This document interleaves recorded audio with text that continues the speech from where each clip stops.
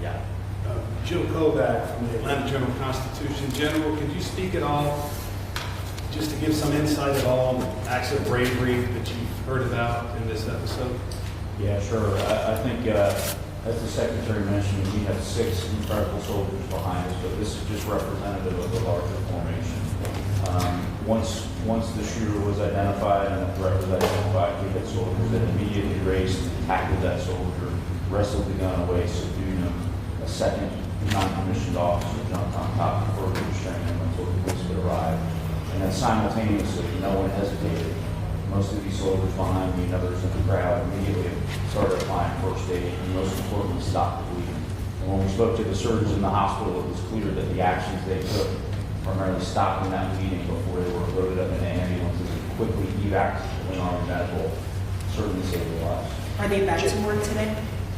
I'm sorry. Are they back to work or are they taking some time off? Well, today is a day that we focused on bringing the brigade and the unit together so they could support one another, so we could, of course, get right back at it, but it's also a day where we're going to focus on ensuring that they're getting the support that they need. General Lubas, can you give us a general sense of how long this all happened from that first shot fired to when your brave soldiers were able to tackle the gunman?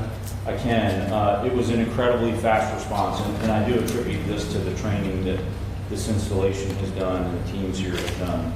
So at approximately 10:56, the incident was reported, and that went out over sort of an all-calls net.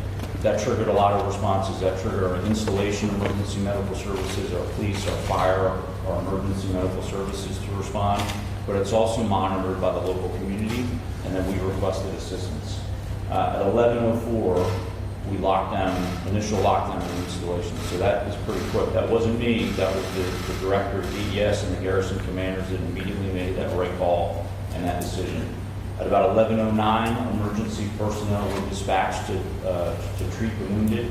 At 11:35, the shooter was apprehended by the soldiers and the law enforcement. Several behind us and several in the crowd that we recognized earlier. So really what that means, we had about 13 minutes after that first report, we already had people, ambulances, fire, fish and game, military police responded and were on the scene.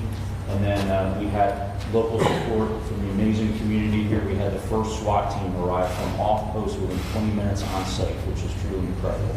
So we're incredibly grateful for the support from the community. I'm incredible for our leadership that trained our soldiers to react this way. And then as the Secretary said, we're incredibly proud of the soldiers themselves.